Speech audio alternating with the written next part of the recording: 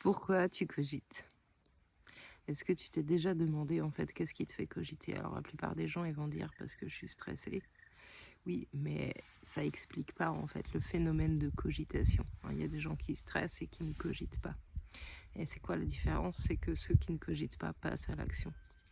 Alors tu vas me dire ouais c'est facile, moi je cogite et pourtant je passe à l'action. Alors je te propose, on va juste zoomer sur c'est quoi la faculté en fait de réflexion. En médecine chinoise, on considère que la réflexion, c'est un processus cognitif, mais de nature émotionnelle. Émotionnelle parce que c'est jaillissant et c'est quelque chose sur lequel que tu ne contrôles pas. Hein, tu ne peux pas décider en fait de te mettre à cogiter ou décider d'arrêter, c'est bien ça le problème. Donc c'est l'aspect émotionnel en fait qui fait que c'est quelque chose de jaillissant et que c'est émergent.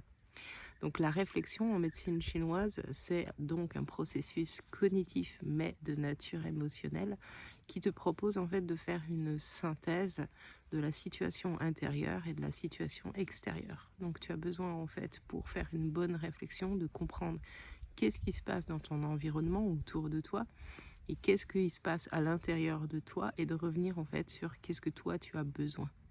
La réflexion, en fait, elle se lance naturellement et spontanément quand on a besoin, en fait, de trouver une action qui nous réaligne avec ce qui est cohérent, avec nos valeurs, avec ce qu'on ressent, avec ce qu'on a envie de vivre.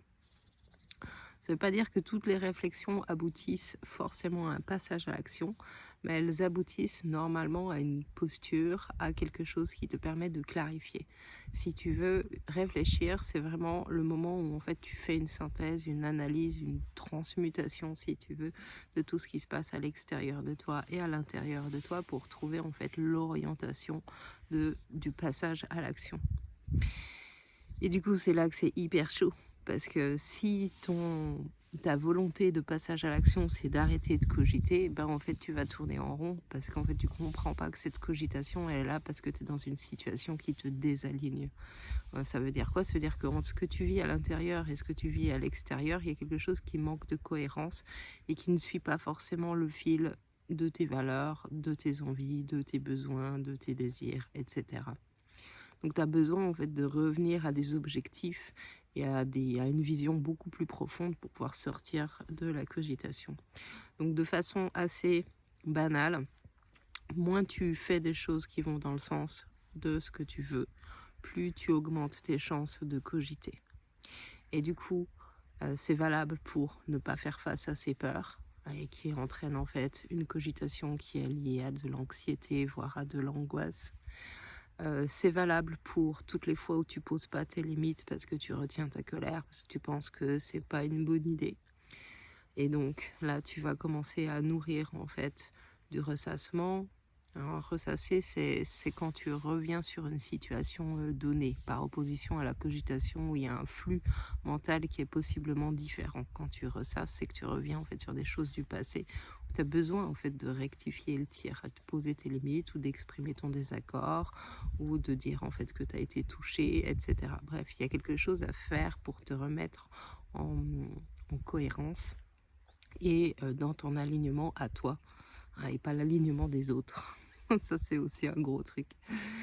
Tu peux aussi très bien cogiter parce que en fait, tu t'octroies pas les plaisirs, les désirs, les besoins que tu aimerais et que tu mets du déni là-dessus et du coup, bah, tu as une vie qui est terne et en même temps, il y a une partie de toi qui se dit que peut-être tu mérites pas les choses dont tu rêves, mais t'oses pas passer à l'action. Et donc, ça demande aussi cette capacité à oser et à se bouger les fesses petit à petit pour avoir des résultats qui correspondent en fait à ce qu'on souhaite vivre. Ça ne veut pas dire que c'est facile, ça veut juste dire qu'en fait c'est toi qui as la capacité de le faire et personne d'autre. Donc, quand on cogite, on a besoin en fait de poser une vraie analyse. Qu'est-ce qui se passe? Et c'est relativement simple une fois que tu as l'habitude. C'est quelle est la situation à l'extérieur et de la décrire le plus factuellement possible. Et qu'est-ce qui se passe à l'intérieur? Qu'est-ce que je ressens? Qu'est-ce que j'aimerais vivre? C'est quoi mes besoins? À quel endroit, en fait, mes valeurs, elles ont été touchées et que je me sens pas respectée ou que j'ai l'impression de vivre une injustice? Bref, tout ça, en fait, tu peux le faire tout seul, sur papier. Hein. Ça ne veut pas dire que tu auras la solution à la fin d'avoir tout écrit, mais tu l'auras au moins posé. Et après, tu verras déjà comment ton flot mental, il va se calmer.